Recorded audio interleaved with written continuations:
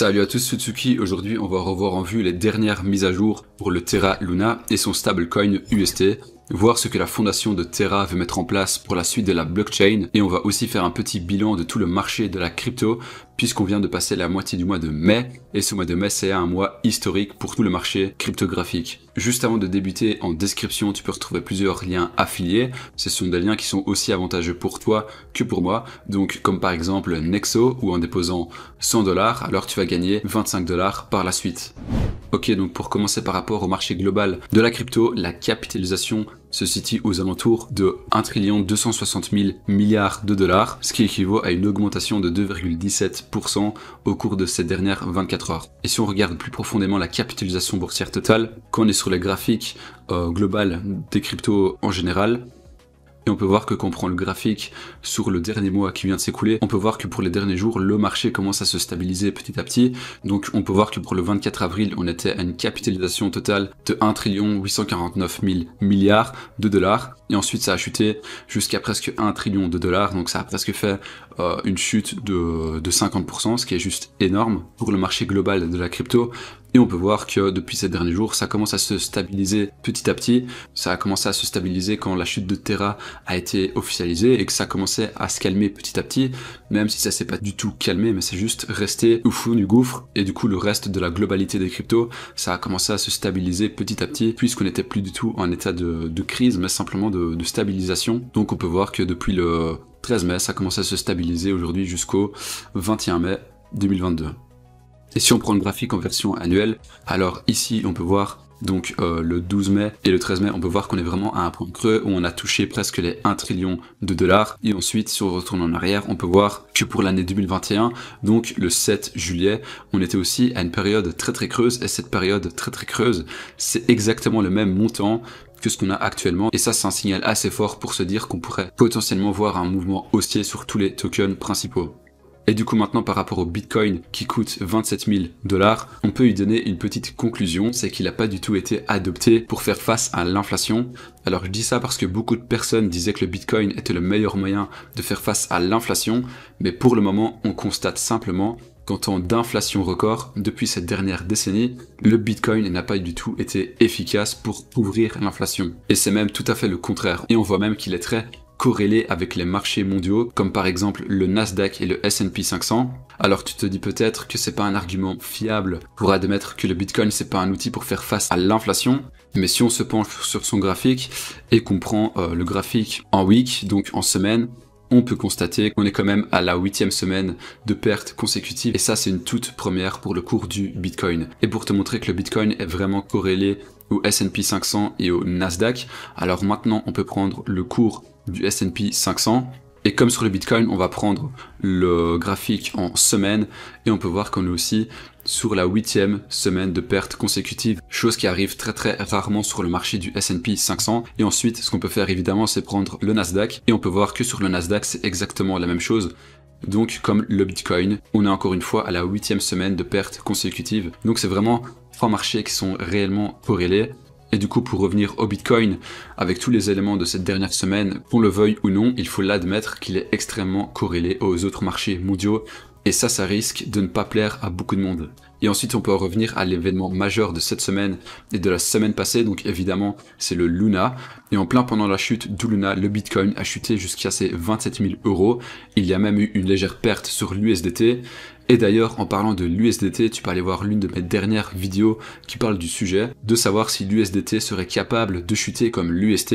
Et juste une petite information par rapport au Terra Luna. Donc il y a un article qui est sorti sur Keiko, et Keiko affirme que sur la blockchain Terra Luna, il y a plus de 40 milliards de dollars qui auraient disparu de la circulation. Donc c'est carrément 40 milliards de dollars qui se sont totalement volatilisés. Et le plus gros problème avec ça, c'est que de l'autre côté, il y a les détenteurs de l'UST, et ces détenteurs-là espèrent juste une restabilisation du marché de l'UST ou du Luna, mais quand ils voient qu'il y a carrément 40 milliards de dollars qui ont disparu de la circulation, alors ces détenteurs-là perdent espoir au fil des jours, parce que le Terra Luna perd en crédibilité.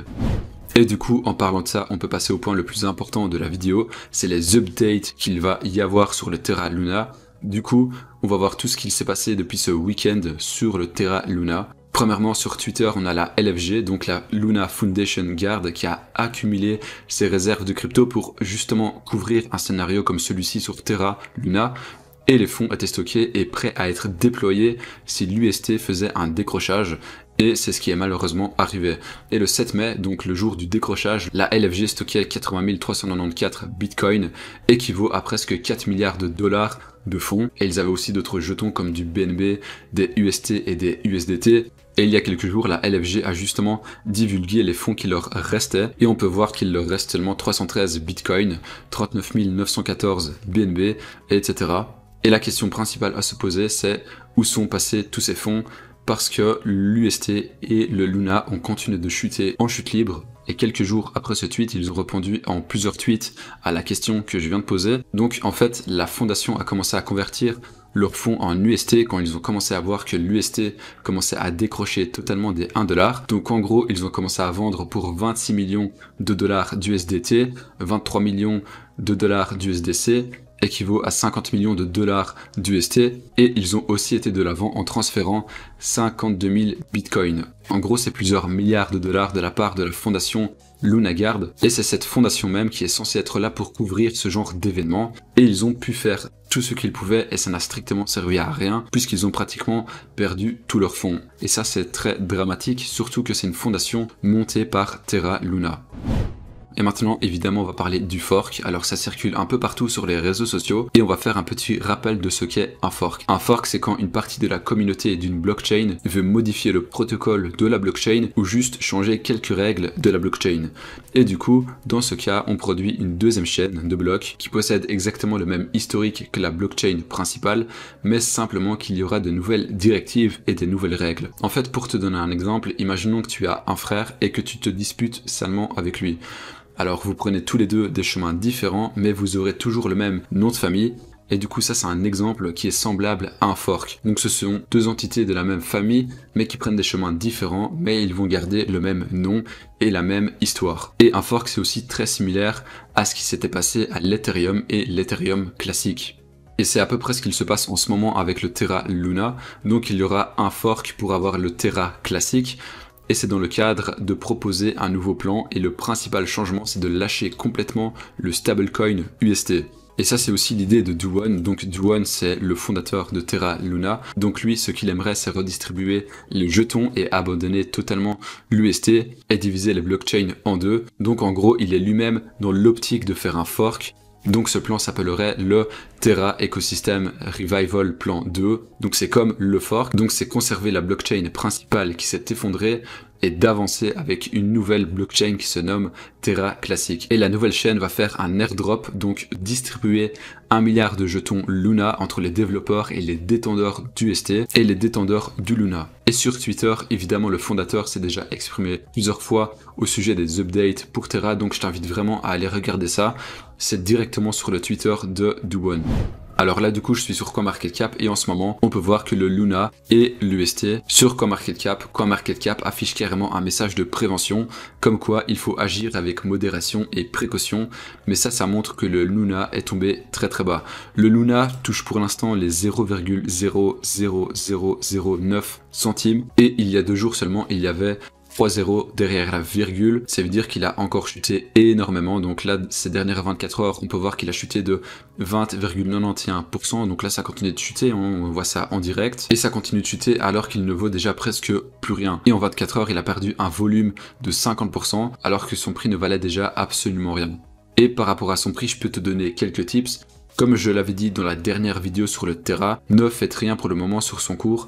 Certaines personnes tentent d'acheter des Luna pour espérer faire une petite plus-value parce qu'ils voient que Do-One essaie de faire des changements et peut-être que la communauté va faire gonfler le prix. Mais si tu regardes profondément les messages sur Twitter, tu remarques juste que tous les détenteurs de l'UST et du Luna sont tout simplement dégoûtés. Et c'est tout à fait normal, des milliers de personnes ont mis leurs économies pour faire du stacking de l'UST et espérer y gagner un retour sur investissement de 10% annuellement. Et au final, tout s'est écroulé en moins de 48 heures. Donc forcément, toute la blockchain Terra Luna a perdu énormément de crédibilité. Et j'irais même jusqu'à dire que c'est carrément toutes les cryptos en général qui ont perdu en crédibilité parce que le Terra Luna a démontré que le marché des cryptos est vraiment imprévisible. Et on peut aussi reprendre l'exemple avec la Foundation Luna Guard. Luna Guard stockait des fonds pour être la solution face à un décrochage de l'UST, et même en y achetant pour 4 milliards de dollars, son prix n'est pas remonté, et ça veut dire que Terra Luna n'est pas du tout équipé pour faire face à un tel événement. Ok, donc là on arrive à la fin de la vidéo. Si tu veux voir mes vidéos précédentes, tu peux aller sur ma chaîne et choisir une vidéo à regarder. Si tu as aimé cette vidéo, forcément tu peux la liker. C'était Otsuki, à très bientôt.